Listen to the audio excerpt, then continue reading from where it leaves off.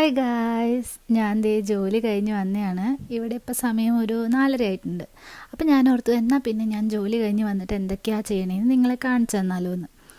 അങ്ങനെ ഞാൻ ദേ വീട്ടിൽ കയറാൻ പോവാണ്. ഞങ്ങളിപ്പോൾ കാനഡയിലാണല്ലോ, അപ്പോൾ ഇവിടെ ഞാനൊരു ബേസ്മെൻറ്റിലാണ് താമസിക്കണേ.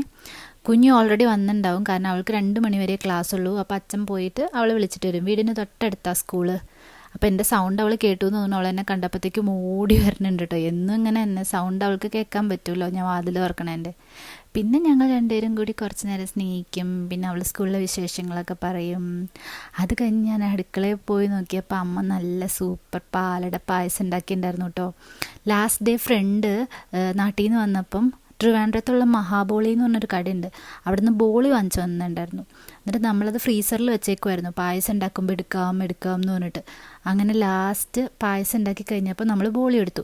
ഞാൻ വിചാരിച്ചു ടേസ്റ്റ് ചിലപ്പോൾ ഉണ്ടാവില്ല, ഇത്രയും ദിവസം ഫ്രീസറിൽ വെച്ചല്ലേ എന്ന്. പക്ഷെ സത്യം പറയാലോ നല്ല ടേസ്റ്റ് ഉണ്ടായിരുന്നു. ടേസ്റ്റിൽ അങ്ങനെ ഒരു വ്യത്യാസം എനിക്ക് തോന്നിയില്ലായിരുന്നു. പിന്നെ മധുരമൊക്കെ കറക്റ്റായിരുന്നു കേട്ടോ. അതുകൊണ്ട് പായസം കൂട്ടി കഴിച്ചപ്പം നമുക്ക് അങ്ങനെ ഒരു മത്ത് പിടിപ്പിക്കുന്ന ഒരു മധുരം അങ്ങനെ ഒന്നും ഉണ്ടായിരുന്നില്ല. നല്ല എൻജോയ് ചെയ്ത് ഞാൻ കഴിച്ചു, കാരണം കുറേ നാളായിരുന്നു ബോളി കഴിച്ചിട്ട്. ഇവിടെ മലയാളിക്കടയിൽ നമുക്ക് ബോളി കിട്ടിയിട്ടുണ്ട് ഇതിനു മുമ്പ്, പക്ഷെ അത് ഫ്രോസൺ ബോളിയായിരുന്നു. പിന്നെ ഇതും നമ്മൾ ഫ്രീസറിൽ വെച്ചാണ്, എന്നാലും നാട്ടിൽ നിന്ന് കൊണ്ടുവന്നതായിട്ടാണോ എന്ന് അറിയില്ല, നമ്മുടെ മനസ്സിൻ്റെ ആണോ എന്ന് അറിയില്ല. നല്ല ടേസ്റ്റ് ഉണ്ടായിരുന്നു. അത് കഴിഞ്ഞിട്ട് പിന്നെ ഞാനും അച്ഛനും അമ്മയൊക്കെയും കൂടി നടക്കാനായിട്ട് പുറത്തിറങ്ങി. മഴ ചെറുതായിട്ട് പെയ്തിരുന്നു, പിന്നെ അതിൻ്റെ കൂടെ വെയിലും ഉണ്ടായിരുന്നു. അതുകൊണ്ട് നല്ലൊരു അന്തരീക്ഷമായിരുന്നു കേട്ടോ. അപ്പോൾ നോക്കുമ്പം ഒരു സൈഡിൽ വെയിൽ, ഒരു സൈഡിൽ മഴ. പണ്ടങ്ങനെ പറയും, എന്താ കുറുക്കൻ്റെയും കോഴിയുടെയും കല്യാണമാണെന്ന് ഇങ്ങനെ വരുമ്പോൾ.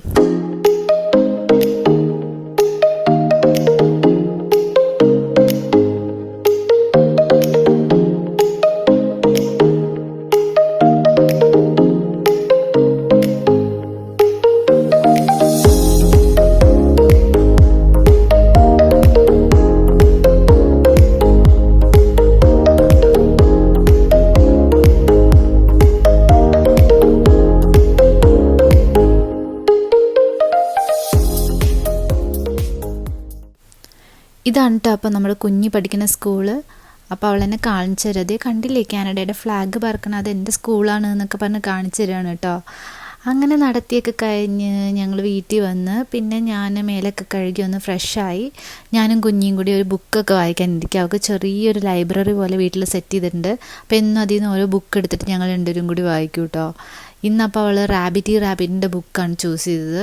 അങ്ങനെ ഞങ്ങൾ രണ്ടുപേരും കൂടി അത് വായിക്കും. ഞാൻ വായിക്കണതിൻ്റെ ഒപ്പം അവളും അത് വായിക്കുന്ന പോലെയൊക്കെ കാണിക്കും. പക്ഷേ അവൾക്കങ്ങനെ വായിക്കാനൊന്നും അറിയില്ല, എന്നാലും എന്തൊക്കെയോ എന്നും കേൾക്കണോണ്ടാന്ന് തോന്നുന്നു, അവൾക്ക് എന്തൊക്കെയോ അറിയാം, അവൾ അതിൻ്റെ ഒപ്പം പറയും. അങ്ങനെ ബുക്കൊക്കെ വായിച്ച് കഴിഞ്ഞ് ഡിന്നറും കഴിച്ച് ആളൊരു 7:30 ആയപ്പോഴത്തേക്കും ഉറങ്ങി കേട്ടോ.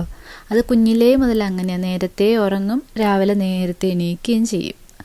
കുറച്ച് കഴിഞ്ഞപ്പോഴത്തേക്കും ഞങ്ങളുടെ ഹൗസ് ഓണർ റവ കേസരി കൊണ്ടു തന്നെ.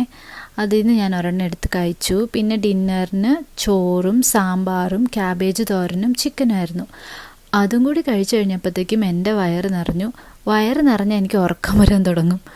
അങ്ങനെ ഞാൻ പോയി കിടന്ന് ഉറങ്ങാൻ പോവാണേ. അപ്പോൾ എല്ലാവർക്കും ഗുഡ് നൈറ്റ്, സ്വീറ്റ് ഡ്രീംസ്.